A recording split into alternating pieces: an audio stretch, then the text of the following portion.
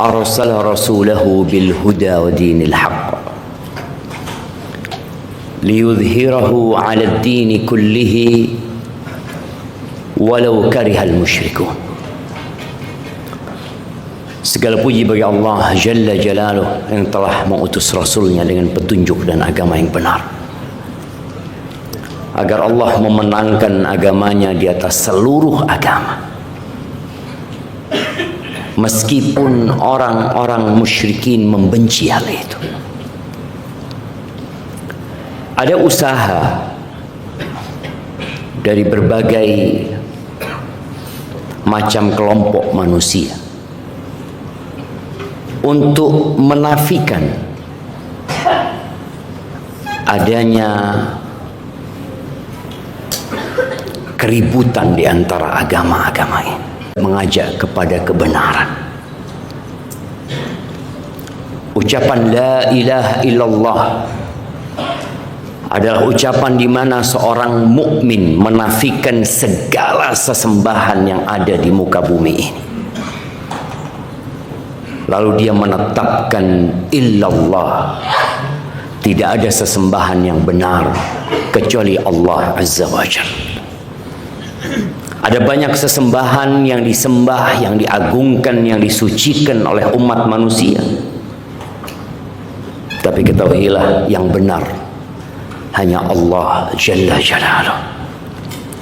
Rasulullah sallallahu alaihi wasallam selama 13 tahun di kota Mekah Al-Mukarramah, beliau mendakwahkan tauhid ini kepada penduduk Mekah, yang pada dasarnya penduduk Mekah adalah orang-orang yang mengenal Allah Azza wa Jalla, tapi mereka tetap melakukan kesyirikan. Kalau dikatakan kepada mereka man khalaqas samawati wal ard, siapakah pencipta langit dan bumi ini? Apa jawaban orang-orang Mekah? Allah, kata mereka.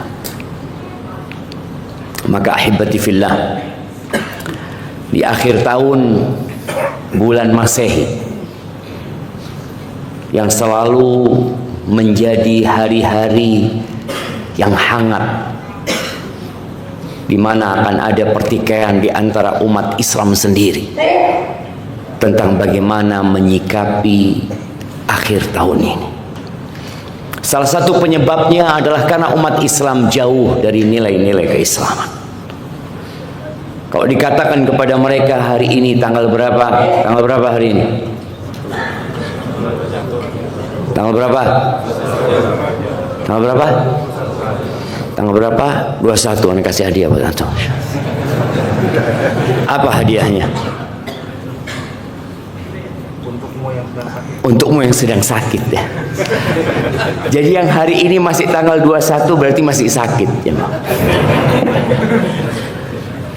Iya, tanggal berapa hari ini? Tanggal 1. Hari ini tanggal 1 bulan Rajab 1447 Hijriah. Tatkala umat Islam hari ininya tanggal 1, maka dia tidak akan peduli dengan apa yang terjadi di tanggal 21, 22, 23, 24, 25. Karena itu memang bukan kalendernya umat Islam. Umat Islam memiliki penanggalan sendiri. Ketika sebuah penanggalan itu eksis, ini menunjukkan bahwa agama pemilik penanggalan itu eksis. Tanggal berapa? 1 Rajab jamaah. Tanggal 1 Rajab berarti kita sudah masuk ke bulan haram, yang setiap muslim seharusnya mempersiapkan diri mau ngapain dia di bulan Rajab ini. Ada banyak hadis yang berkaitan dengan fadail Rajab, tapi sebagaimana dinukilkan oleh para ulama dari ahli hadis seperti Al-Imam An-Nawawi dan yang lainnya, bahwa tidak ada hadis yang sahih yang berkaitan dengan keutamaan bulan Rajab selain bulan Rajab adalah bulan haram, bulan yang harus diagungkan dan dimuliakan. Para ulama terdahulu menyampaikan bahwasanya Syahrul Rajab itu Syahruz Zara. Bulan Rajab adalah bulan untuk bercocok tanam. Nanam apa? Nanam apa jemaah? Orang kalau mau bercocok tanam itu apa yang dia lakukan dengan lahan? Dia akan bersihkan lahan itu. Orang yang mau tanam sawit, di sini ada sawit jemaah. Orang kalau mau nanam sawit apa yang dilakukan? Tebang pohon, bersih-bersih. Dia akan mempersiapkan lahannya. Yang memang harus ditebang, yang memang harus dicabut. Yang jelas bagaimana tanah itu siap untuk ditanam benih sawit ini. Orang yang mau tanam padi, maka mau tidak mau dia akan mempersiapkan lahan itu untuk padi. Kalau ternyata lahannya tidak layak untuk ditanami padi, maka mereka akan kerja keras mempersiapkan lahan itu. Ingat, di era Presiden kedua RI, transmigrasi, ketika orang-orang dikirim ke sana, mereka disuruh menanam. Apa yang mereka lakukan? Ya mempersiapkan lahan itu. Dipotong pohonnya, ya. Kemudian mereka mulai menanam, yang mungkin menanam palawija, yang menanam padi mereka tanam. Intinya, kalau tanah itu tidak dipersiapkan, lalu mereka serta-merta menanam, yang ada kekecewaan dan penyesalan pada saat orang-orang panen. Dia panen tapi hasilnya tidak maksimal. Dan bulan Ramadan adalah bulan panen. Berapa banyak dari umat Islam yang tidak mempersiapkan apa-apa di bulan Rajab. Tidak pula dia sibuk untuk menyirami di bulan Sya'ban. Maka pada waktu bulan Ramadan sulit sekali dia untuk panen di sana. Maka apa yang harus dilakukan di bulan Rajab? Bersih-bersih, bertobat kepada Allah Azza wa Jalla. Dibersihkan hatinya dari segala dosa dan nista. Cabut keinginan-keinginan, niat-niat untuk berbuat kemaksiatan. Udah cukup lah. Sholatnya ditambah. Kalau antum di bulan Jumadil Akhirah sholatnya hanya 17 rakaat, kira-kira bisa nggak di bulan Rajab sholatnya 40 rakaat? Subuh berapa rakaat? Tetap subuh 2 rakaat. Jangan ditambah-tambah sholat wajibnya jamaah. 40 rakaat berarti 17 tambah rawatib. Berapa rawatib? 12. Jadinya 29. Tambah sholat malam 11. Berapa? 40 kan? Bisa 40 jemaah. Anak kadang-kadang kalau baca tentang salafus soleh jemaah, bingung kita. Sebagian mereka ada yang sehari sholatnya 300 rakaat. Ada yang lebih dari itu. Anak mikir, kok bisa mereka? Kenapa kita yang sekarang memiliki berbagai macam fasilitas kemudahan nggak bisa? Kita sholat pakai AC. Untuk bangun malam ada alarm HP. Yang alarm ini bisa berulang kali, 10 kali bunyi, tetap bangunnya adzan subuh. Ada bunyi, tapi kita nggak bangun-bangun juga aja. Yang mengingatkan kita akan masuk waktu duha, waktu syuruk, mengingatkan kita akan masuk waktu zuhur. Subhanallah, kemana-mana Allah mudahkan, tapi ternyata masalahnya tadi lahannya belum dipersiapkan. Sebagian kita masih sibuk dengan dunia. Allah mengatakan bal tu'thirunal hayatad dunya. kalian lebih mementingkan kehidupan dunia. Semua ujung-ujungnya duit yang dicari. Semoga Allah menyelamatkan kita dari fitnah ini. Di bulan Rajab tambah sholatnya, puasanya. Tidak ada sholat khusus di bulan Rajab, tidak ada puasa khusus di bulan Rajab.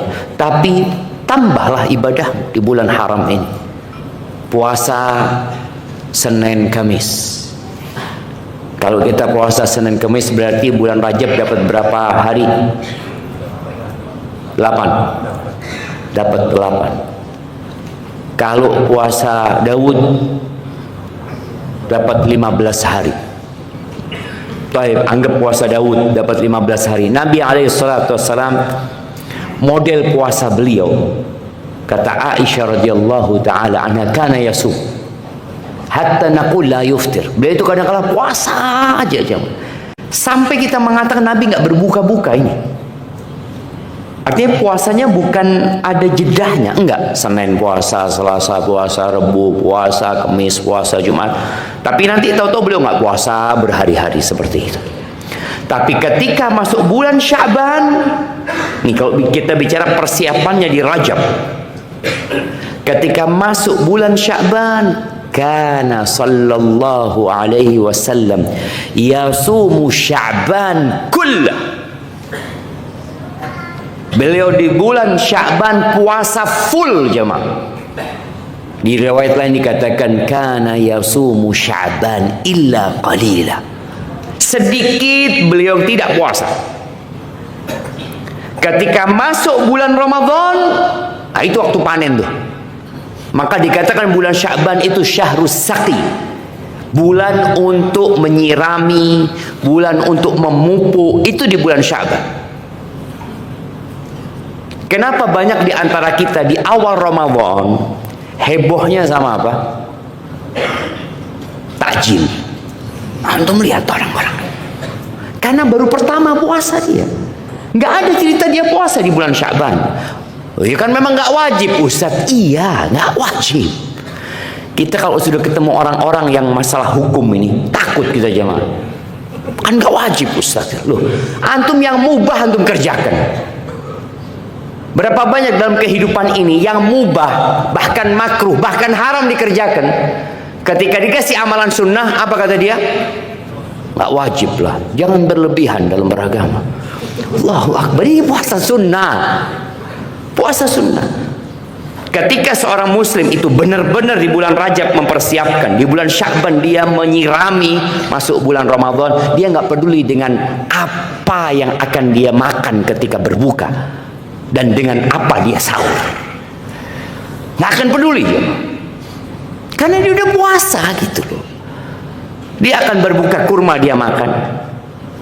Tapi subhanallah kita lihat orang-orang yang tidak pernah puasa di bulan Rajab wala Sya'ban, awal Ramadan habis asar ngapain? Ngabuburit. Bayangkan ini puasa pertama dia, keliling dia. Nanti ada orang pinggir jalan takjilan, dia turun. Ya lihat ya, beli ini, semuanya dia beli jemaah. Habis asar dia taruh di meja makan. Dia nunggu apa? Nunggu azan. Kalau bisa dia request sama imam masjid dicepetin azannya, dia akan request tolong azannya lebih cepat ya di bulan Ramadan ini karena orang pada puasa. Itu yang terjadi. Tanda-tanda orang yang tidak mempersiapkan diri di awal Ramadan, dia akan berpikir perutnya. Padahal dia masuk di awal hari yang paling mulia, awal Ramadan. Ketika pintu-pintu surga ditutup, pintu-pintu neraka, ketika pintu-pintu surga dibuka, pintu-pintu neraka ditutup, setan-setan dibelenggu. Dan ada yang menyeru, ya baghil khair aqbil. Wahai orang yang ingin kebaikan, ini loh waktunya. Wa ya baghil syarr aqsid. Yang mau berbuat jahat, berhentilah, tahan diri. Maka jemaah, hari ini tanggal berapa? Tanggal 1 Rajab. Maka sampaikan kepada saudara-saudara kita, antum bikin status, sampaikan, ingat hari ini 1 Rajab. Apa yang harus dilakukan? mempersiapkan bercocok tanam. Allahumma salli wa sallim ala abdika wa rasulika Sayyidina wa maulana Muhammadin wa ala alihi wa ashabihi ajma'in, amma ba'd. Semoga salawat dan salam, berkah dan nikmat senantiasa Allah curahkan untuk hamba kekasihnya, untuk baginda Nabi kita Muhammad alaihi salatu wassalam, untuk keluarga beliau, untuk istri-istri beliau, untuk putra-putri beliau, dan untuk seluruh sahabat Nabi. Semoga Allah meridai kita bersama mereka. Amma ba'd. Ya, ana mau kasih hadiah. Bismillah. Semuanya ini jamaah. Sama jam ini sekalian, bagus nih jamnya insyaallah. Nah, apalagi yang buat. Oh ya, mau kasih hadiah buat yang nggak pernah kena musibah dalam hidup ini. Mau ditambahin hadiahnya? Ini bagus ini juga, nggak apa-apa, kita kasihkan. Siapa yang dalam hidup ini tidak pernah kena musibah?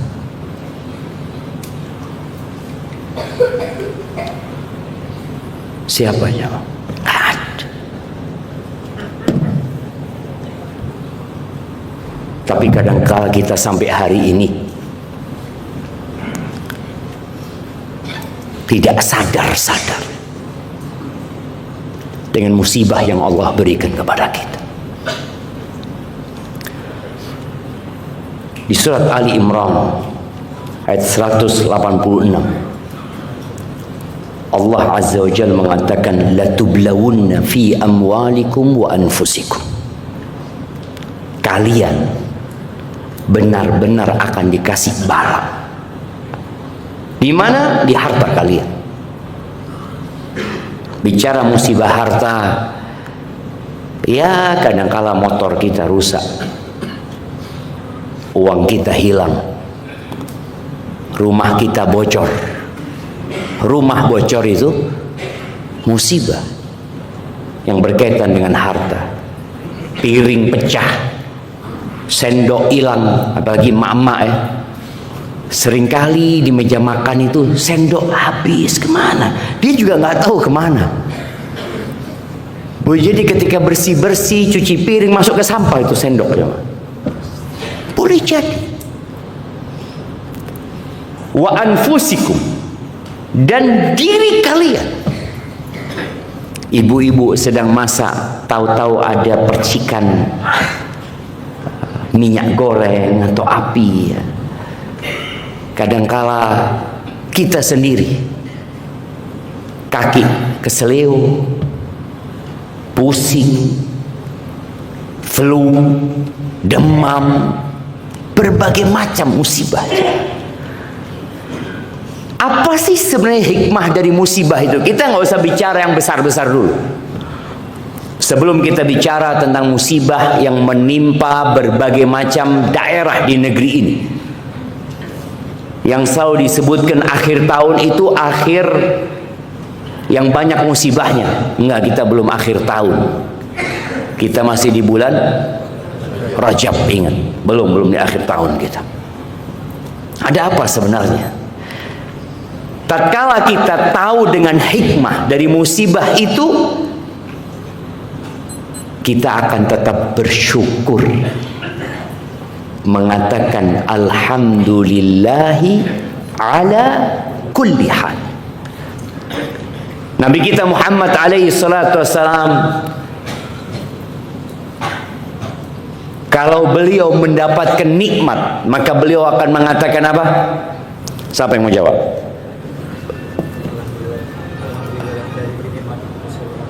Alhamdulillahilladzi bi ni'matihi tatimmu shalihat. Antum punya utang? Ya, ini buku bagus nih. Ada orang utang nih. Nah, kasihkan beliau. Utang itu masuk musibah nggak jemaah? Musibah lah utang saja. Tadi disebutkan oleh beliau, ketika seorang mendapatkan Nabi Muhammad alaihi salatu wasallam mendapatkan nikmat, beliau mengatakan alhamdulillahilladzi bi ni'matihi tatimmus shalihat. Segala puji bagi Allah yang dengan nikmatnya kebaikan-kebaikan menjadi sempurna. Tidak ada ucapan, oh ini karena perjuanganku, karena usahaku, karena kerja kerasku, karena upayaku. Nggak ada. Beliau langsung ingat sama Allah Azza wa Jalla. Sulaiman alaihi salam, ketika beliau mendapatkan nikmat ya, bagaimana singgasana Ratu Balqis, bagaimana beliau bisa mendengar suara semut berbicara, bagaimana jin-jin pun tunduk kepada beliau. Beliau tidak pernah mengatakan aku. Beliau mengatakan hadza min fadli rabbi. Ini dari karunia Rabbi, Tuhanku. Beda sama Qarun. Ketika diperintahkan kepadanya untuk beramal kebajikan, berbuat baik kepada umat manusia, wala tabghil fasada fil ard, jangan sampai engkau membuat kerusakan di muka bumi ini. Diingatkan bahwa itu nikmat dari Allah Azza wa Jalla. Wa ahsin kama ahsanallahu ilaik wala tabghil fasada fil ard. Apa kata Qarun? Innama utituhu ala ilmin indi. Aku nih mendapatkan kekayaan ini, diberikan kepada aku. Semua yang kalian lihat ini atas dasar ilmu yang diberikan kepada aku.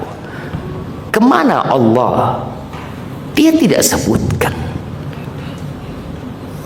Semua keberhasilan, semua kesuksesan, semua kesembuhan itu dari Allah Azza wa Jalla. Tatkala Nabi mendapatkan musibah, maka beliau akan mengatakan alhamdulillahi ala kulli hal. Tetap segala puji bagi Allah dalam semua kondisi. Kembali kepada surat Ali Imran ayat 186. Ketika Allah membuat keputusan, yang keputusan Allah tidak dirubah, kalian benar-benar akan diuji. Latublawunna fi amwalikum wa anfusikum wa la tasma'unna minal ladzina utul kitaba min qablikum wa minal ladzina asyraku adan katsira.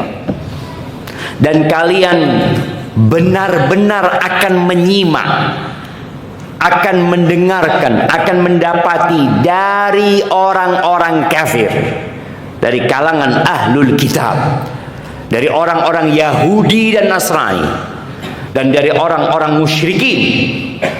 Apa yang kita akan dengar dari mereka? Gangguan yang banyak. Adzan katsira. Terus umat Islam akan disakiti. Dan itu terjadi sampai hari ini. Apa solusinya? Allah mengatakan wa in tasbiru wa tattaqu fa inna dzalika min azmil umur. Kalau kalian bersabar dan kalian bertakwa kepada Allah Azza wa Jalla, itu termasuk urusan yang diwajibkan atas kalian.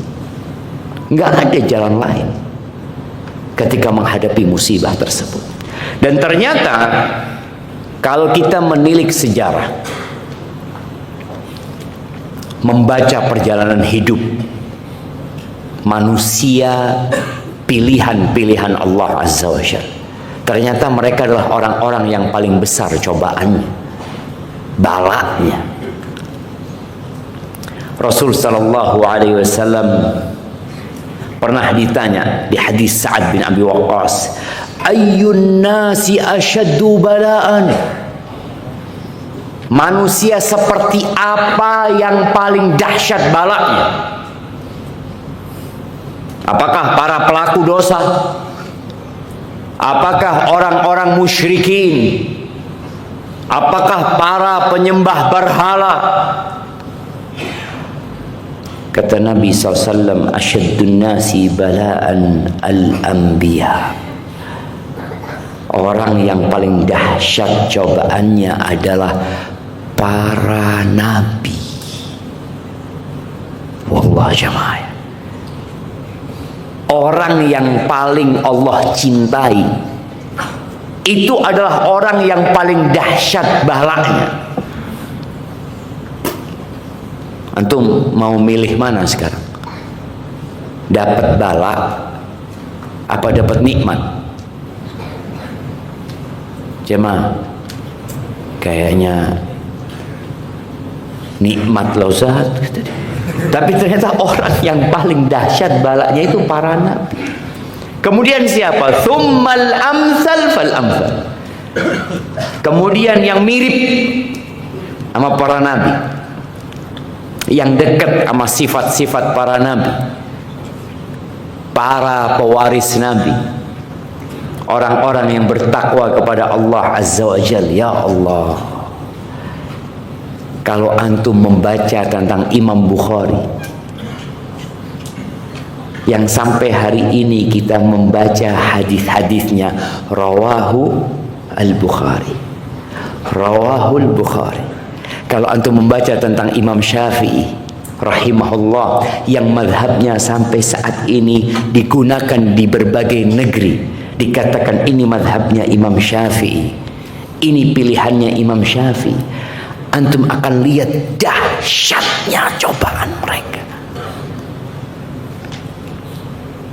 Imam Bukhari itu jamaah diusir, jamaah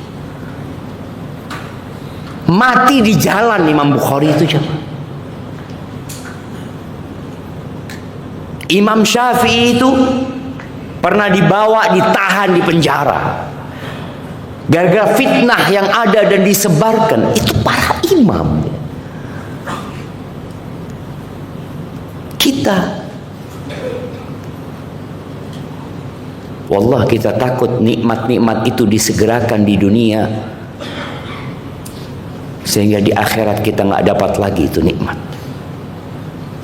Maka kalau bicara bala, orang-orang yang dekat dengan para nabi.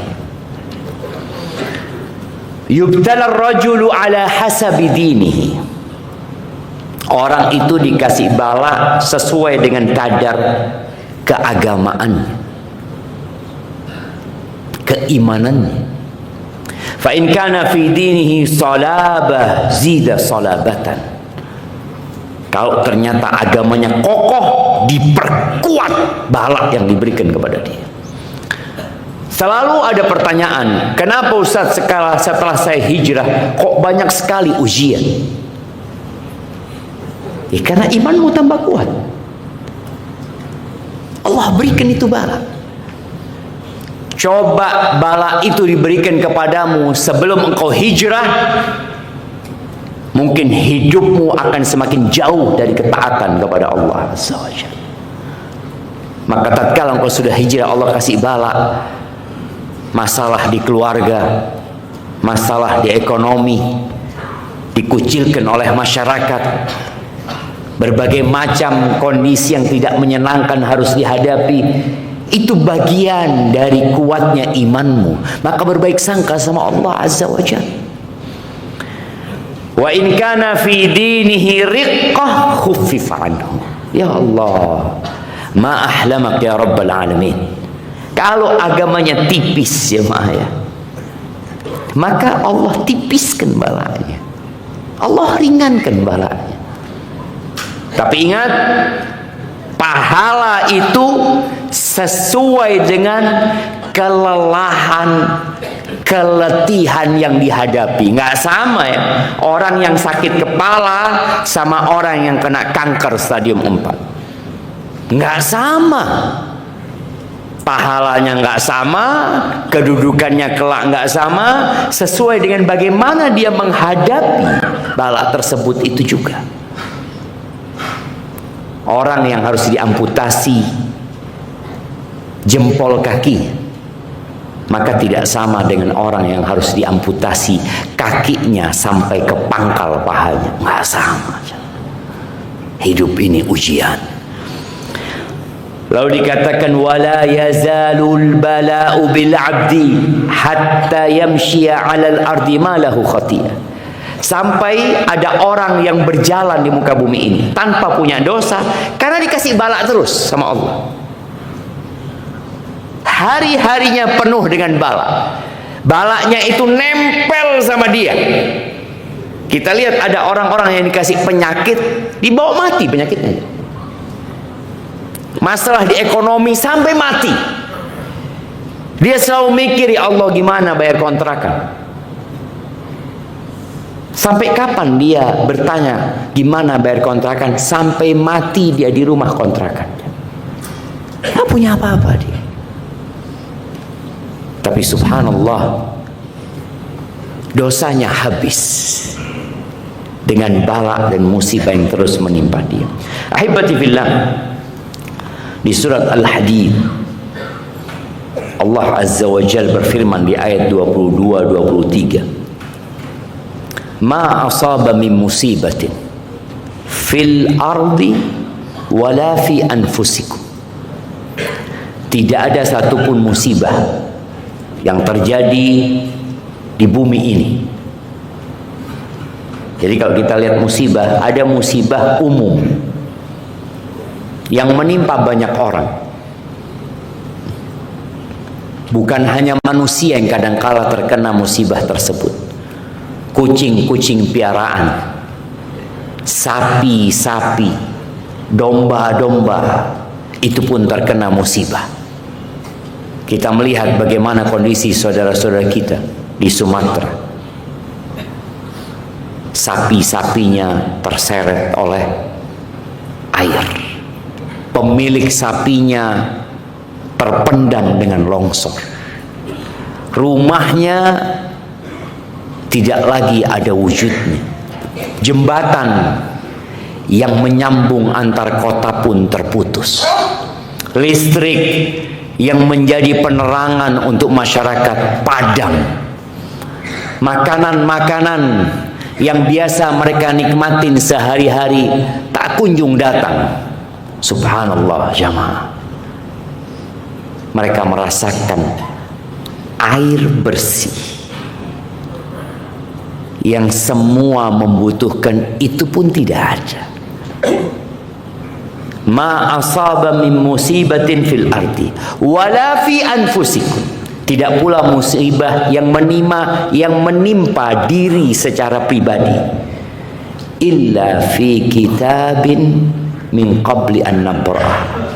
Itu sudah ada dalam kitab.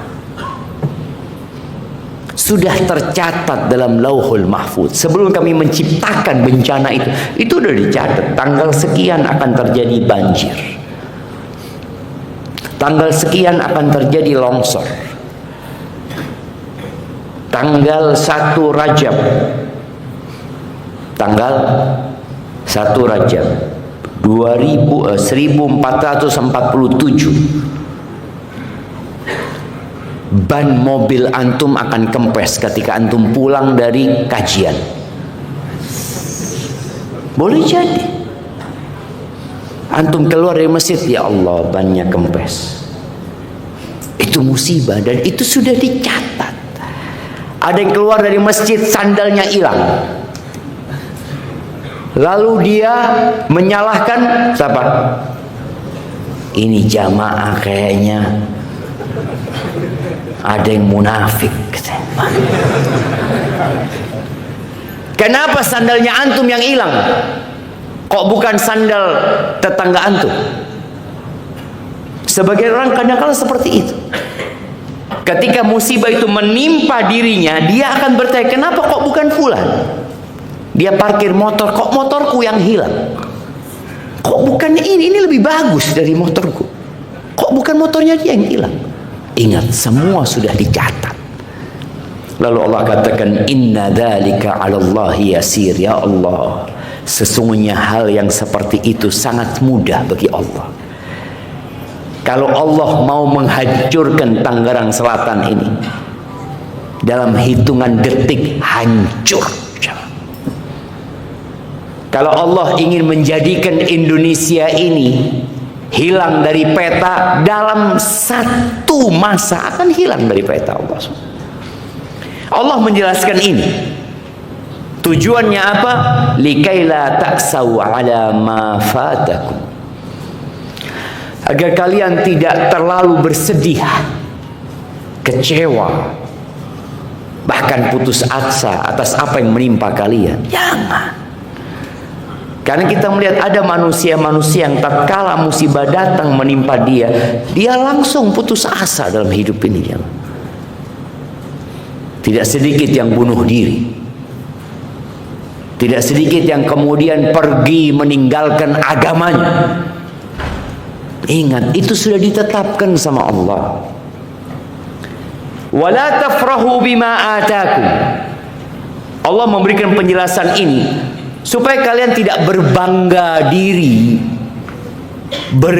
bergembira, berlebih pada saat mendapatkan nikmat dari Allah. Jadi ketika antum mendapatkan nikmat, ini udah ditulis gitu loh.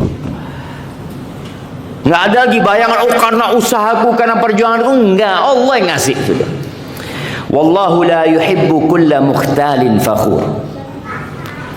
Dan Allah itu tidak suka, tidak mencintai orang-orang yang berbangga diri dan congkak.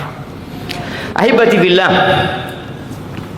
kita akan detailkan satu persatu hikmah dari musibah itu, agar supaya kita nih yang semua kena musibah tahu diri, sehingga dia mengerti tentang apa yang harus dilakukan. Yang pertama, untuk mewujudkan penghambaan kita kepada Allah. Antum itu hambanya Allah apa hambanya kesenangan? Ta'isa abdul dinar, ta'isa abdul khamisah, ta'isa abdul dirham, ta'isa abdul khamisah. Kata Nabi SAW, celaka, sengsara, melarat hambanya dinar, hambanya perak, hambanya model. Celaka orang-orang yang ada dalam benaknya duit, duit aja, harta saja. Semua pekerjaan dia, gerak-gerik dia hanya untuk harta. Celaka nih orang ini. Makanya bala itu datang untuk mewujudkan penghambaan manusia kepada Rabbul Alamin. Karena tadi banyak manusia yang menghamba kepada hawa nafsunya, bukan hambanya Allah sebenarnya dia. Ya kalau lihat lisannya, lihat statusnya, lihat komentarnya, seakan-akan dia adalah hamba Allah yang paling bertakwa. Di sini Allah berikan bala kepada orang. Apakah benar dia hamba Allah atau hamba kesenangannya? Allah berfirman di surat Al-Hajj ayat 11, wa minan nas man ya'budullaha ala harf. Ada di antara manusia itu yang beribadah, yang menyembah Allah di pinggiran, jamaah, di pinggiran.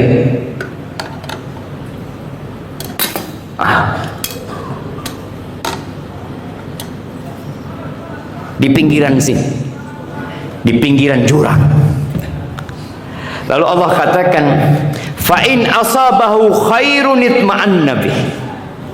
Ini orang, kelompok manusia ini, kalau mendapatkan kebaikan, dapat harta, panennya sukses, usahanya lancar, oh Islam ini agama yang benar, hijrahku benar, pilihanku tepat. Apa buktinya? Semakin sukses, panenku berlipat-lipat. Ada orang-orang yang beribadah kayak gitu. Wa in asabathu fitnah inqalaba ala wajhihi. Tapi kalau dia dapat bala, coba kita lihat ini, kok nggak jatuh jamaah. Tapi kalau ternyata dia dapat fitnah, dapat cobaan, gagal panen, Setelah hijrah usahanya berantakan, istri gugat cerai, orang tua pun tidak menyukai anaknya, maka dia nggak percaya lagi sama hijrahnya. Dia kecewa sama agamanya. Inqalaba ala wajhi, boleh jadi sampai murtad dia. Khasirat dunya wal akhirah, maka dia rugi dunia dan akhiratnya. Ini orang terlalu menghargai dunia. Berapa sih nilai dunia ini jemaah? Kita bisa melihat nilai dunia itu tatkala banjir menyapu jembatan. Kita lihat bagaimana rumah-rumah, bagaimana kota jadi kota hantu jemaah. Tidak ada nilainya dunia ini. Kenapa yang ada dalam benakmu adalah harta, kesenangan dunia? Ini orang-orang yang menyembah Allah hanya untuk kesenangan dunia. Khasirat dunya wal akhirah. Dzalika huwal khusranul mubin. Itulah kerugian yang nyata. Jadi ingat, bala itu hadir untuk memastikan penghambaan kita kepada Allah. Apakah benar-benar kita hijrahnya karena Allah atau karena urusan dunia? Karena kita lihat ada sebagian orang yang hijrah itu ketika kena musibah, sakit terus menerus, lalu dikasih tahu sama kawannya, mungkin engkau terkena ini karena kerjaanmu itu tidak jelas. Engkau kerja di lembaga riba, lalu akhirnya hijrah jemaah. Hijrah tambah parah cobaannya jemaah. Aduh, kayaknya salah hijrahnya nih. Maka kadang-kadang dia berpikir untuk balik. Itu hikmah dari musibah. Maka kalau kita lihat di awal surat Al-Ankabut, insyaallah Allah Azza wa Jalla mengatakan, ahasiban nasu an yutraku an yaqulu amanna wa hum la yuftanun. Apakah manusia mengira dengan mereka menyatakan kami beriman, lalu mereka tidak difitnah, tidak dikasih bala?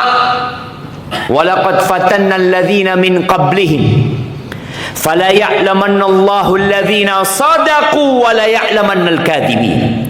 Kata Allah, kami benar-benar telah memberikan bala kepada orang-orang sebelum mereka, sehingga benar-benar nampak siapa yang beriman dan siapa yang pura-pura beriman.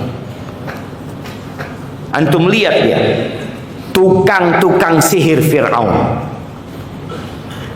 mereka baru mengatakan amanna bi Rabbi Harun wa Musa, kami beriman dengan Tuhannya Nabi Harun dan Musa. Saat itu juga Allah langsung kasih bala. Nggak nunggu 2 hari, nggak nunggu 3 hari, nggak nunggu sebulan. Di saat yang sama mereka menyatakan keimanan, Fir'aun langsung mengancam, aku akan bantai kalian, aku akan cincang kalian, aku akan potong kaki kalian dan tangan kalian secara silang. Wala usallibannakum ajma'in, aku akan salib kalian semuanya di pohon-pohon kurma. Apa kata tukang-tukang sihir Fir'aun, yang sebenarnya mereka cinta sama dunia? Sama. Tapi ketika iman menyapa, mereka mengatakan kepada Fir'aun, faqdi ma anta qad, innama taqdi hadhil hayatad dunya. Silahkan kau putuskan Fir'aun, apa yang kau hendak putuskan silahkan. Engkau hanya akan memutuskan urusan dunia ini. Kalau engkau tidak membunuh kami, kami akan mati. Karena mati itu sebuah kepastian. Sebuah kepastian. Allah akan mematikan kami. Mereka bisa seperti itu jemaah. Maka tadi musibah datang, benar-benar untuk mewujudkan pengabdian kita kepada Allah. Yang kedua, bala dan ujian serta musibah datang sebagai persiapan untuk mendapatkan sesuatu yang lebih dari Allah Subhanahu wa taala. Bisakah anak SD pindah ke SMP tanpa ujian? Nggak bisa lah.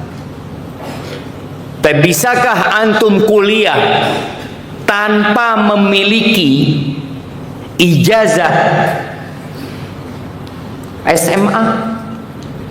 Nggak bisa. Jadi memang proses itu, ujian hadir untuk mempersiapkan antum. Maka Imam Syafi'i pernah ditanya, ayyuhuma afdal, mana yang lebih utama? As-sabr, kesabaran, awil mihna awil tamkin, kesabaran atau ujian atau kedudukan. Maka beliau mengatakan at-tamkin darajatul anbiya, kedudukan itu adalah derajatnya para nabi. Wala yakunu tamkin illa ba'dal mihna, dan enggak ada orang yang dikasih kedudukan kecuali setelah dapat ujian. Enggak ada. Emangnya tadi para nabi Allah berikan kepada mereka kedudukan yang tinggi langsung dikasih, lahir langsung dikasih? Enggak jemaah. Nabi Isa alaihissalam lahir langsung dapat bala, dikatakan anak zina. Bayangkan jemaah, lahir langsung dapat sebutan anak zina dari orang-orang Yahudi. Nabi kita Muhammad alaihissalam lahir langsung bapaknya nggak ada, ditinggal mati ibunya, ditinggal mati kakeknya. Terus ujian itu. Maka Imam Syafi'i mengatakan itu derajatnya para nabi, dan orang tidak akan mendapatkan kedudukan itu kecuali setelah ujian. Fa idzam tuhina sabar, ketika dikasih ujian, disinilah dia akan bersabar, dan ketika dia bersabar baru dikasih kedudukan. Jadi musibah-musibah yang menimpa itu adalah proses naik tangga. Yang namanya orang naik tangga sampai atas biasanya ngos-ngosan. Mana yang lebih utama? Kalau antum mau naik ke gedung 100 tingkat, berapa tingkat? Mana yang lebih enak buat antum? Naik lift apa naik tangga?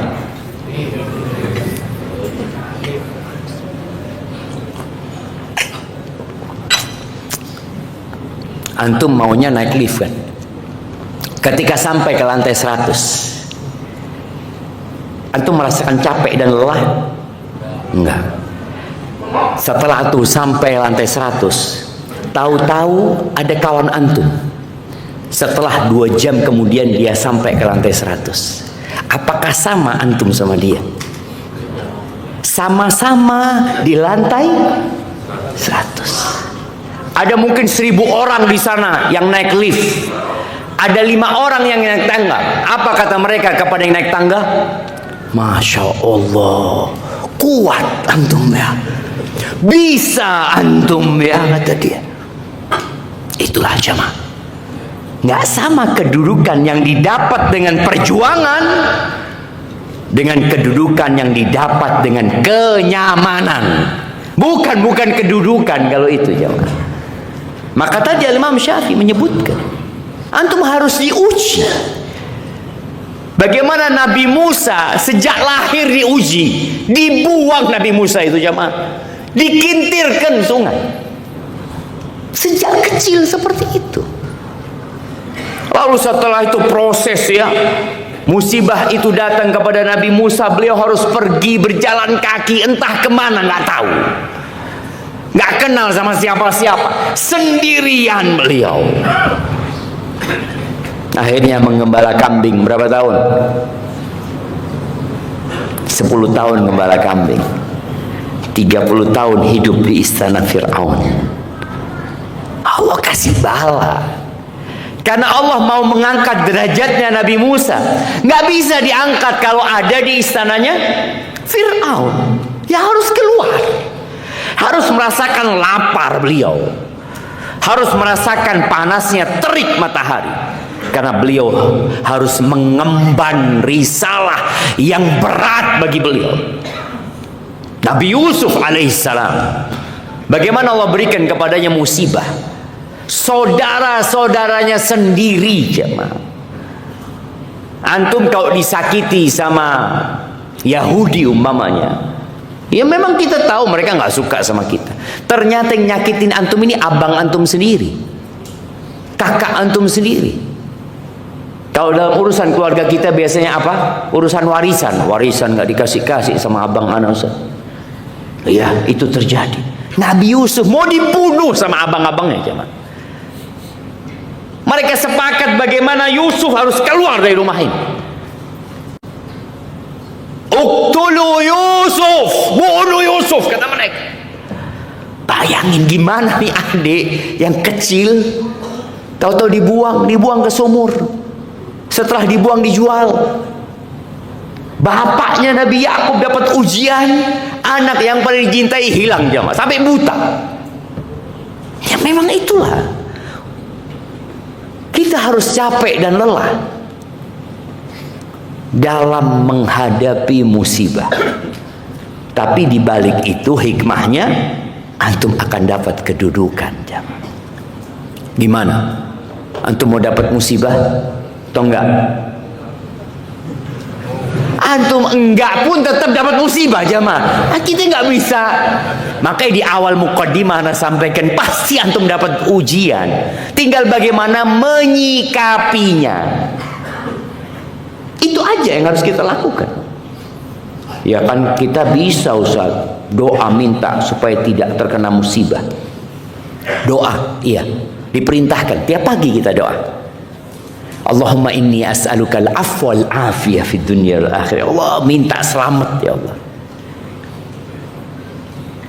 Tapi sudah menjadi ketetapan Allah. Allah tidak menjadikan dunia ini seperti surga.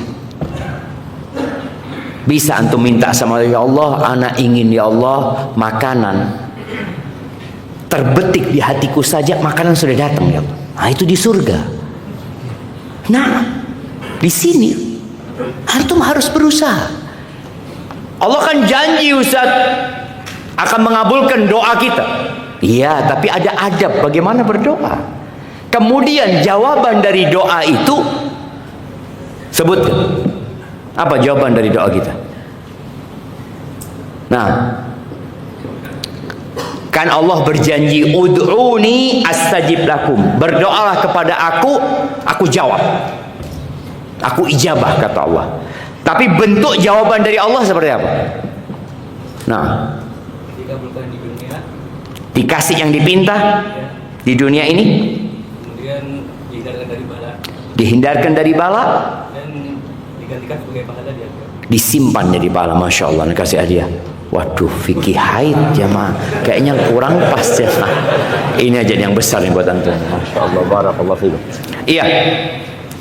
Jadi janji Allah tadi diijabah, dikasih di dunia. Yang kedua diganti di dunia.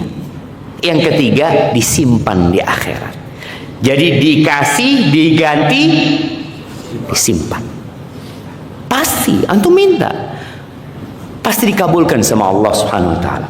Jadi ingat, kita disuruh meminta agar dihindarkan dari musibah, tapi musibah akan datang kepada kita.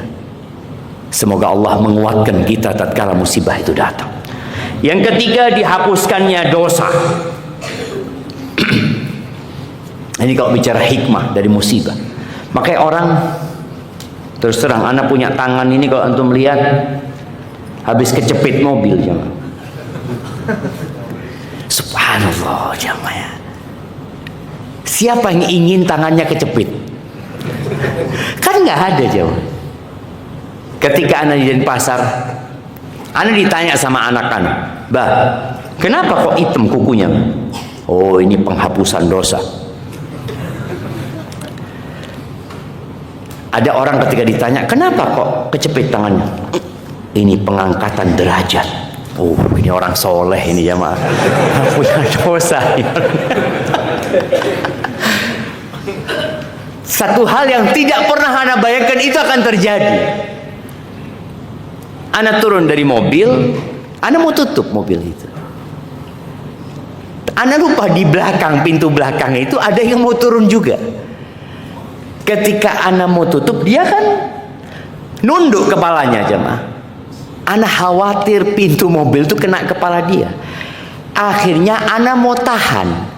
Ternyata Anda nutup terlalu keras. Kecepitlah. Anda ngomong subhanallah ya. Dosa jemaah. Maka musibah itu turun untuk menghapuskan dosa. Berarti antum kalau kena musibah bersyukur apa bersabar? Bersyukur dan bersabar. Antum bersabar karena merasakan sakit semalam sakitnya jemaah. Ana malam ya Allah cenut-cenut ya Kita harus bersabar, tapi kita juga bersyukur. Ini penghapusan dosa. Kata Nabi sallallahu alaihi wasallam tadi juga yang hadisnya sudah kita bacakan, Allah akan kasih bala sampai orang ini berjalan di muka bumi nggak punya dosa. Berarti balanya itu menghapuskan dosa dia. Di hadis Anas bin Malik yang diriwayatkan Imam Tirmidzi, Nabi alaihi salatu wasallam bersabda, "Idza aradallahu bi 'abdihil khair." Apabila Allah menginginkan kebaikan buat hambanya, ajjala lahul uqubata fid dunya. Allah segerakan hukumannya di dunia. Ini hukuman dari dosa. Allah segerakan hukumannya di dunia. Wa idza aradallahu bi 'abdihi syarr. Kalau Allah ingin keburukan buat hambanya, amsaka anhu bidzambi. Maka Allah tahan hukuman buat dia, nggak dikasih di dunia. Hatta yuwafiya bihi yaumal qiyamah. Allah kumpulkan semua dosa-dosa dia, nanti baru dihukum di akhirat. Maka di sini kadang-kala antum melihat orang yang tidak pernah sholat, kok hidupnya senang, ya Allah. Ana baru Ustaz ngelihat harim lewat, langsung kepala ana nabrak tiang Ustaz. Hukumannya langsung. Itu alhamdulillah. Antum sadar ya Allah. Alhamdulillah ya Allah, alhamdulillah. Kalau hukumannya ditunda, boleh jadi bertahun-tahun antum berbuat dosa itu nggak dikasih hukuman. Nanti pada hari akhir antum melihat, naudzubillah, ternyata dosa-dosa ana banyak jamaah. Maka tadi itu sebagai penghapusan dosa. Yang keempat nih, dapat pahala dan diangkat derajatnya. Biasanya tuh para nabi tadi dapat musibah sakit. Nabi Ayub kita lihat bagaimana dikasih musibah seperti itu. Itu untuk mengangkat derajat. Jadi kalau kita melihat orang kena musibah dan kita memandang orang ini orang soleh, apa yang seharusnya kita katakan? Sepertinya Allah hendak mengangkat derajat dia. Jangan sampai untuk mengatakan, kayaknya orang ini punya dosa tersembunyi kayaknya. Loh, apa urusan antum sama dia? Kita itu menghukumi orang dengan zahirnya. Kelihatan dia orang soleh, masya Allah dia rajin ke masjid, kemudian terkena musibah. Tadi yang kita lihat Imam Syafi'i, Imam Bukhari, musibahnya berat. Imam Syafi'i itu di akhir hayatnya beliau terkena wasir jamaah. Kasurnya itu dikasih lubang jamaah, karena darah itu keluar terus. Itu Imam Syafi'i. Maka kita ketika melihat orang soleh terkena musibah, kita harus memikirkan sepertinya Allah hendak mengangkat derajatnya dan memberikan pahala kepada dia. Kemudian Bala dan musibah itu adalah pelajaran tentang tauhid. Kalau kita ngaji kitab tauhid, itu diajari teori. Tapi bala dan musibah datang, praktek yang ada dalam kitab itu. Makanya sebagian orang ketika terkena musibah, Masya Allah, semua bab yang dia pelajari di kitab tauhid dia praktek. Al-khasyah, takut ya, tawakal, kemudian roja, dia berharap sama Allah gara-gara kena musibah. Allah hendak mempertontonkan kepada kita bahwa engkau adalah hamba yang lemah, jemaah. La haula wa la quwata illa billah.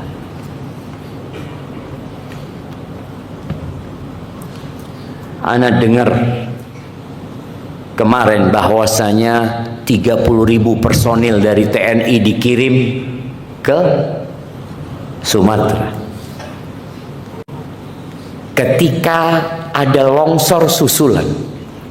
Kira-kira apa yang dilakukan oleh prajurit TNI? Tetap bertahan, hadapi, nggak ada. Apa yang mereka lakukan? Lari, coba. Itu yang dilakukan. Benar-benar ini pelajaran tentang tauhid. Engkau hamba yang lemah, nggak punya apa-apa. Ketika mulai banjir itu naik, Anda melihat beberapa video yang ada mereka teriak-teriak saja. Cepat, lari, cepat, minggir, cepat. Ini pelajaran tauhid. Allah sedang menunjukkan kekuatannya, kehebatannya yang sering kali kita lupa ketika hidup dalam nikmat. Maka tatkala itu kita bertawakal kepada Allah. Saudara-saudara kita yang kadang-kala tidak makan 3 hari di Aceh Tamiang sana, kira-kira kepada siapa mereka akan minta? Allah Azza wa Jalla. Yang boleh jadi selama ini mereka berpikir hidup mereka dari hasil tani, mereka hidup nyaman di sana. Maka Allah berikan bala supaya engkau tahu yang ngasih rizki itu bukan pertanian, yang memberikan rizki itu bukan peternakanmu, yang memberikan rizki itu bukan usaha dan pekerjaanmu. Yang memberikan rizki itu Allah Rabbul Alamin. Di sini ada pelajaran tentang tauhid, jamaah. Orang akan berlepas dari semua kekuatan dia.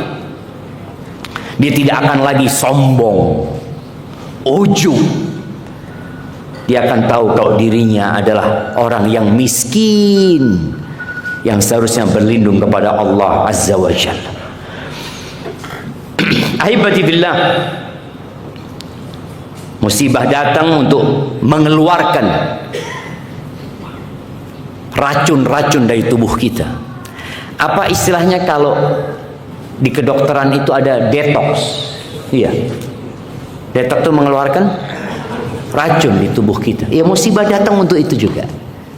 Tapi detox untuk penyakit hati. Di antara penyakit hati itu ya ujub. Ketika perang Hunain, jumlah umat Islam pada waktu itu, perang Hunain, berapa jumlah pasukan kaum muslimin? Nah, siapa yang mau jawab? 10.000 itu penaklukan kota Mekah. Perang Hunain ada tambahan. Nah, 10.000 plus 2.000. Barakallahu fikum. 10.000 itu jumlah pasukan kaum muslimin dari Medina. Setelah masuk kota Mekah, tambah 2.000 mereka ikut perang. Itu jumlah terbesar pada saat itu. Kalah jamaah di awal peperangan. Allah sebutkan cerita ini di surat Apa surat Taubah, nak lupa jemaah. Allah mengatakan wa yauma hunainin id a'jabatkum kathratukum falam tughni ankum syai'a. Dan ingat perang Hunain, ketika kalian takjub dengan jumlah kalian. Ada satu atau beberapa oknum, ada oknum yang mengatakan, oh kita nggak mungkin kalah hari ini, jumlah kita banyak. Ini ujub. Beberapa oknum ujub Allah berikan kekalahan. Id a'jabatkum kasratukum falam tughni ankum syai'a. Ketika kalian takjub dengan jumlah kalian, ternyata jumlah yang banyak nggak ada gunanya buat kalian. Kalian kabur, jamaah. Iya. Maka musibah datang tadi untuk detok penyakit-penyakit hati, supaya kita sadar bahwa engkau adalah hamba Allah Azza wa Jalla. Kemudian musibah datang untuk menampakkan hakikat dan kepribadian manusia. Kita akan tahu orang ini orang mulia kapan? Ketika ada ujian. Sebagaimana musibah datang untuk menampakkan mana kawan, mana lawan. Ketika antum senang sukses, semua orang baik sama antum. Tapi ketika antum kena musibah, antum akan lihat mana yang imitasi dan mana yang emas asli, jemaah. Kemudian ya, musibah datang untuk mengingatkan kita kepada dosa-dosa kita, agar kita bertobat kepada Allah Azza wa Jalla. Tidak semua musibah karena dosa. Sebagian kita kalau melihat orang kena musibah, mesti yang ada di dalam benak dia dosa. Tidak semua musibah karena dosa, tapi semua dosa membawa musibah.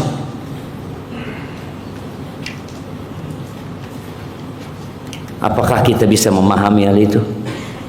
Tidak semua musibah karena dosa, tapi semua dosa membawa kepada musibah. Kemudian yang terakhir, jemaah, musibah datang untuk menyingkap hakikat dunia, bahwa dunia ini ternyata kesenangan yang menipu. Harta yang dikumpulkan kemudian digunakan untuk membangun rumah. Rumah itu jadi 2 lantai. Orang itu kemudian, ya Allah, alhamdulillah aku punya rumah. Tahu-tahu rumah itu dibawa oleh banjir.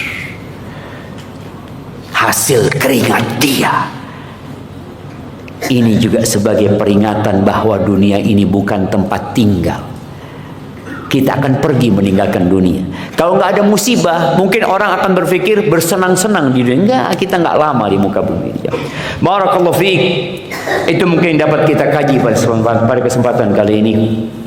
Semoga beberapa hikmah, itu bukan semuanya jamaah. Beberapa hikmah itu membuat kita bisa menyikapi dengan benar tatkala musibah itu datang. Ustaz, apakah iman kita harus seperti Nabi Zakaria yang mati digergaji? Seperti istri Fir'aun yang mati dibakar demi mempertahankan iman? Apa tolak ukur iman kita sudah baik untuk berhusnudzon kepada Allah? Tadi sudah disampaikan bahwa Allah memberikan bala itu sesuai dengan kadar iman hamba. Jadi kalau antum bicara apakah harus seperti Nabi Zakaria, apakah iman antum sudah seperti Nabi Zakaria? Belum digergaji, dikasih fulus sudah pindah agama. Belum digergaji. Maka ujiannya beda-beda, jemaah. Tapi yang jelas orang akan mendapatkan kedudukan sesuai dengan tadi bala yang diterima sama dia nantinya. Semua akan mendapatkan sesuai dengan amalannya. Maka kita diperintahkan untuk minta afiah, nggak boleh minta musibah, nggak boleh. Tapi dahulu sebagian salafus soleh, kalau setahun dia nggak sakit, nggak dapat musibah, dia takut, dia takut dengan istidraj. Termasuk tadi hamba-hamba yang hukumannya ditunda di akhirat. Karena kalau Allah ingin kebaikan kepada hamba, hukumannya diberikan di dunia. Dan itu orang tahu dia punya dosa, maka dia heran kenapa kok nggak ada sakit ya tahun ini ya. Antum kalau nggak sakit, antum akan mengatakan apa? Alhamdulillah, berarti Allah cinta sama aku. Belum tentu Allah cinta sama engkau. Engkau pikir orang-orang yang sakit di rumah sakit karena Allah benci sama dia. Idza ahabballahu 'abdan ibtala. Kalau Allah cinta kepada hambanya, Allah kasih bala. Kemudian ada banyak hikmah tadi buat yang dikena bala tadi. Waduh jamaah, segini anak harus baca. Anak izin minum dulu jamaah. Bismillah.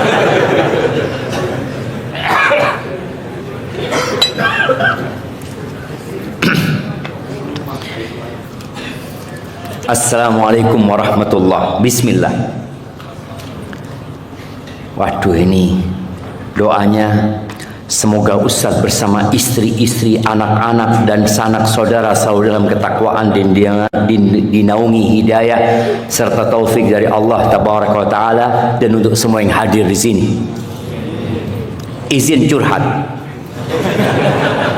Perahara pernikahan yang sedang ana dan istri alami. Kami ada pola konflik rentang 3 bulan sekali. 3 bulan sekali. Alhamdulillah nggak tiap hari ya. Perihal keteledoran atau lupa menaruh barang tidak pada tempatnya oleh istri. Dan tersinggungnya anak karena merasa tidak dihargai istri saat membawa hadiah dari kuis dengan tidak ada respon apapun dari dia. Serta hal kecil lainnya yang sebenarnya bisa dikompromi dan didiskusikan berdua. Namun selalu ketika anak pergi untuk menenangkan diri, istri acap kali langsung curhat ke adiknya via WA yang kemudian diteruskan ke ibunya. Masalah kami hampir selalu diketahui beliau dan tidak pernah rampung yang sebelumnya dan tidak pernah rampung yang sebelumnya. Lalu datang masalah selanjutnya sehingga bertumpuk seperti efek bola salju. Seringkali ketika hendak selesaikan masalah, hal di atas sudah terjadi dan ujung-ujungnya pasca konflik istri pulang ke kampung halaman membawa anak kami tanpa pamit izin ke anak. Puncaknya awal bulan ini, ibunya istri membawa seluruh barang kepemilikan istri dari kontrakan kami ke rumah beliau dan hendak memisahkan kami selama 6 bulan. Karena tersirat katanya kalau mau khulu gugat cerai harus pisah rumah dulu selama 6 bulan. Sebenarnya kepenatan ini sudah berlangsung selama bertahun-tahun. Karena terkait nafkah ke istri pun beliau ikut campur. Padahal istri juga bekerja dan kami sudah membicarakan perihal keuangan kami untuk ABC-nya. Sudah hampir sebulan istri di kampung halamannya. Anak kesulitan untuk menemui anak. Pernikahan kami memasuki tahun ke-6. Mohon nasihat dari Ustaz atas perihal ini. Barakallahu fikum. Jamaah, pernikahan itu memang menggabungkan dua insan yang memiliki karakter yang berbeda, kepribadian yang tidak sama, kebiasaan yang tadi sudah disebutkan. Kadangkala kita yang salah menyikapinya. Karena yang bertanya ini suami, maka anak akan sampaikan kepada suami, kepada yang bertanya ini, dan kepada kita para suami. Rasul sallallahu alaihi wasallam itu sudah menyampaikan sebuah informasi agar para lelaki tahu diri. Wanita itu tercipta dari tulang rusuk yang bengkok. Memang dia kayak gitu. Kalau dikatakan ya perihal dia salah naruh barang ini dan itu, dikasih hadiah tidak terima kasih, antum udah dikasih tahu sama Nabi alaihi salatu wasallam, memang dia kayak gitu. Berarti yang salah siapa sekarang? Udah dikasih tahu binimu tuh kayak gitu. Oh memang kayak gini, iya. Kalau anak ganti Ustaz, ya sama aja. Antum mau ganti, ya sama, perempuan itu kayak gitu. Naqisatu aqlin wa din. Kata Nabi sallallahu alaihi wasallam, wanita itu akalnya kurang, agamanya kurang. Apalagi nih ketemu wanita sama wanita. Tuh lihat ya. Ini perempuan, ini istri curhat sama adiknya. Mungkin adiknya perempuan lagi. Ketemu sama emaknya. Bayangin, bengkok ketemu bengkok, ketemu bengkok. Ya sudah, jadinya yang antum sebutkan seperti bola salju tadi gimana?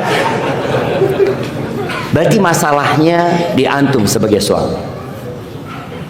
Kita yang kadang-kadang kurang memahami tabiat wanita.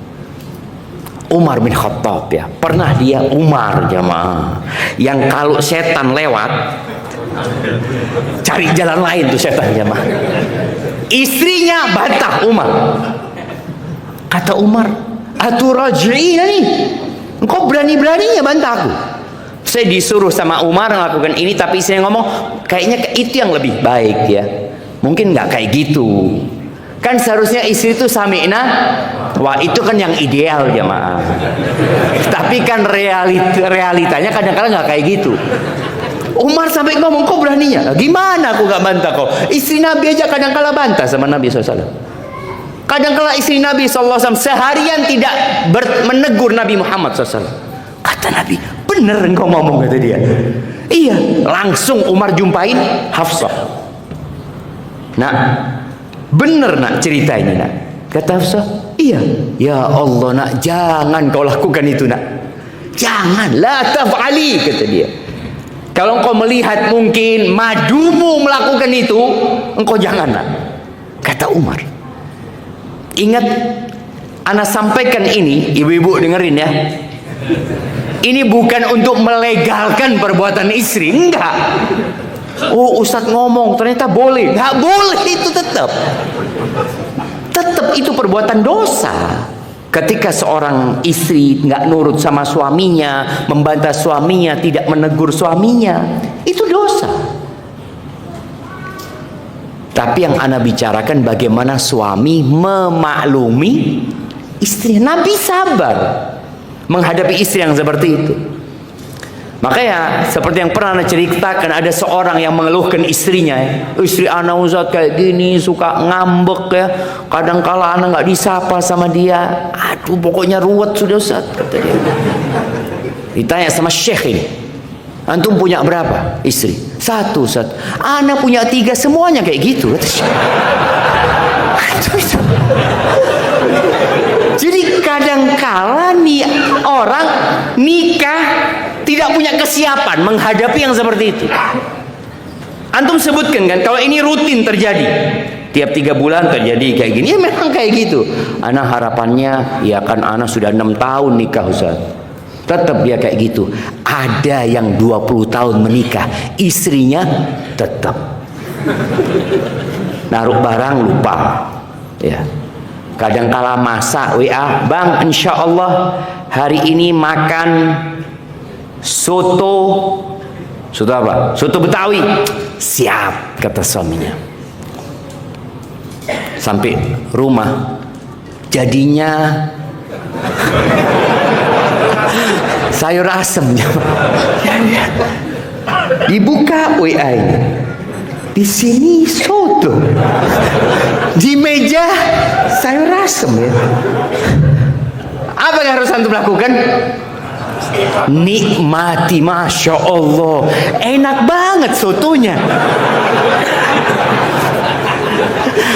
Artinya antum akan menghadapi seperti itu. Makanya ketika dikatakan kepada Imam Ahmad ya, seorang itu mengatakan 90% akhlak mulia itu adalah dengan taghaful, dengan pura-pura nggak dengar, pura-pura nggak ngelihat, acuh tak acuh jemaah. Udah, nggak semua harus antum kasih tahu istri itu. Ada hal-hal yang selama tidak bertentangan dengan agama, antum tutupin mata antum. Itu termasuk akhlak mulia. Kata Imam Ahmad, bukan 90% ternyata, 100%. Iya, 100%. Kalau antum nggak punya sikap taghaful ini, cuek dengan kesalahan-kesalahan ini, antum nggak akan pernah selesai. Contoh, antum ngasih hadiah sama istri kemudian nggak terima kasih, antum nggak perlu tegur dia, karena kalau ditegur laporan sama adik, laporan sama adik, laporan sama ibu, waduh repot, sudah nggak usah ditegur. Antum kasih contoh sama dia. Terkadang masalahnya kita yang hanya sering memberikan teori kepada istri kita. Qala Allahu tabaraka wa ta'ala, waduh, qala Rasulullah SAW. Aduh, istri itu perlu contoh. Apa contohnya? Setiap kali istri antum mengambilkan air buat antum, menyuguhkan makanan buat antum, antum pegang tangannya, di jazakillah khair ya, makasih banyak. Terus antum didik istri antum itu untuk ngomong jazakillah khair. Terkadang kita nggak pernah ngomong jazakillah khairan, lalu kita bawa hadiah, kita tunggu tuh jazakillah khairan. Kok nggak ngomong? Lah, antum nggak pernah ngomong jazakillah khairan. Kadang-kadang kita seperti itu. Antum pulang dari tempat kerja, istri sudah nyiapkan makanan, antum kadang-kadang nggak ngomong jazakallah khair, antum biasa aja. Ya memang kewajiban istri sudah. Loh, iya, di kewajiban itu kita diperintahkan untuk mengatakan jazakumullah khair. Dia sudah melakukan kewajibannya. Barakallah. Mungkin seperti itu, dan ana rasa yang harus antum lakukan, antum balik ke tempat mertua, antum sampaikan maaf antum akan berubah menjadi lebih baik. Terus kalau istri anda nggak berubah, Ustaz, insya Allah kalau antum berubah, istri antum berubah, insya Allah. Kalau nggak berubah, ya sabar. Sampai kapan? Sampai mati. Kita sabar jamaah, sampai mati jamaah. Jika pasangan kita selingkuh, apakah ujian pasangan kita? Apakah ujian pasangan kita musibah bagi diri anak? Dosa itu musibah. Tadi kita sudah sampaikan. Dosa itu tidak semua musibah karena dosa, tapi dosa itu membawa kepada musibah. Ini musibah buat istri, musibah buat suaminya juga ketika dia melakukan dosa tersebut. Apa yang harus dilakukan seorang istri?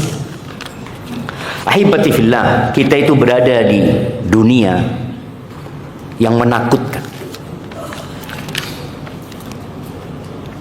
Kondisi yang ada sekarang ini seperti orang dilemparkan ke air, seperti orang dilemparkan ke air, lalu yang melemparkan mengatakan jangan basah ya. Nah, jangan basah. Dia akan basah. Tapi bagaimana supaya tidak basah?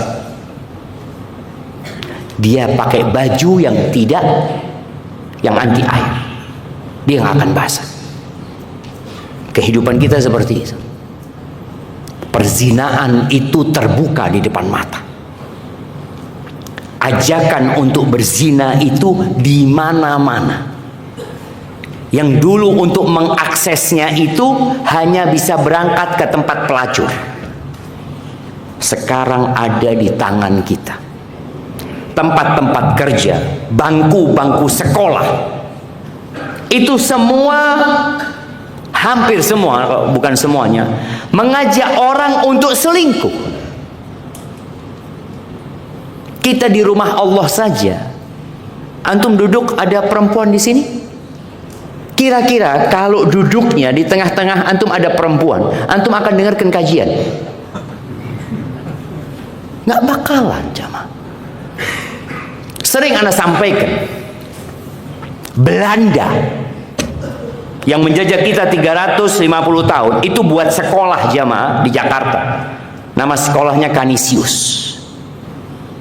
Itu sekolah didirikan tahun 1929 atau 30, antara itu jemaah. Sampai hari ini sekolah itu masih eksis jemaah. Tidak dicampur laki sama perempuan jemaah. Laki saja. Padahal non muslim. Tapi mereka melakukan itu, dipisahkan. Kalau Kalau tidak dipisahkan, ya seperti yang terjadi, perselingkuhan di mana-mana. Na'udzubillah min dzalik ya. Kalau antum membaca nanti searching, apa profesi yang paling banyak perselingkuhan di dalamnya? Antum akan lihat. Ini 1, 2, 3, 4, 5. Ada penelitiannya di sana. Dan orang melakukan penelitian karena memang kondisinya memudahkan orang untuk berzina dan mengajak orang untuk berzina. Mungkin suamimu tidak seperti salah satu dari 7 golongan yang akan mendapatkan naungan dari Allah Azza wa Jalla, yang ketika diajak berzina dia mengatakan, inni akhafullah, aku takut kepada Allah. Maka nasihat ana kepada anti menghadapi suami seperti itu, perbaiki suamimu. Tadi bagaimana engkau memberikan pakaian kepada dia yang dia tidak basah ketika berada di tempat kerja. Dikuatkan keimanannya. Engkau pun berikan pelayanan yang maksimal ya, kepada suamimu, agar suami tidak memikirkan yang tidak-tidak, agar dia menundukkan pandangan. Barakallahu fikum. Ustaz, apakah setiap musibah pastinya tak baik buat kita? Bagaimana kita tahu apakah itu azab atau bukan? Mohon pencerahannya Ustaz, agar kita selalu ridho pada takdir yang Allah berikan kepada kita. Itu tadi udah disampaikan. Kita berbaik sangka sama Allah Azza wa Jalla. Yang jelas kita punya banyak dosa. Ketika musibah datang menimpa antum, antum yakin ini sebagai penghapusan dosa, hukuman dari Allah Azza wa Jalla. Ya semoga dengan itu diangkat derajat antum. Kalau antum melihat orang lain kena musibah, maka hendaklah antum berbaik sangka kepada dia. Ya, semoga apa? Kayaknya azab ini dari Allah. Jangan. Kalau antum kayaknya azab, aku banyak dosanya Allah.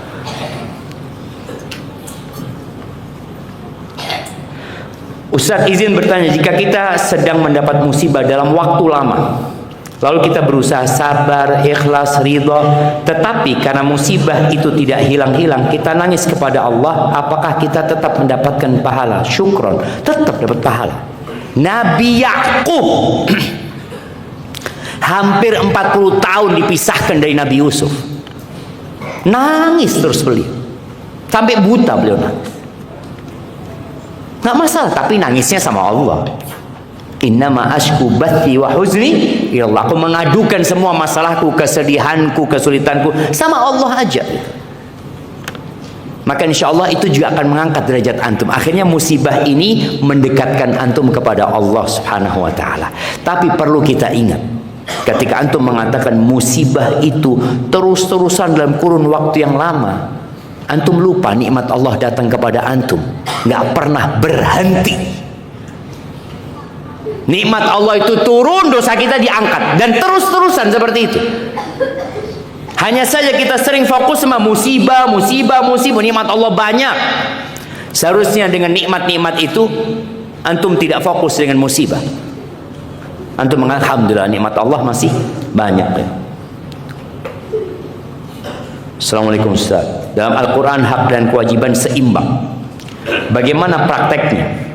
Apakah suami memberikan 50%, sang istri juga melayani 50%? Lalu bagaimana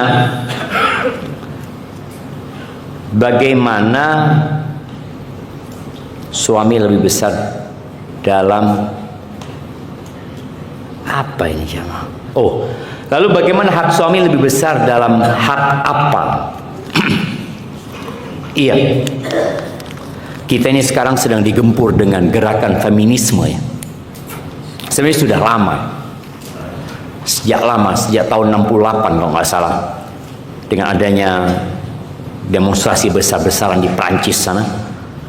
Feminisme itu berusaha untuk menyamakan laki-laki sama wanita.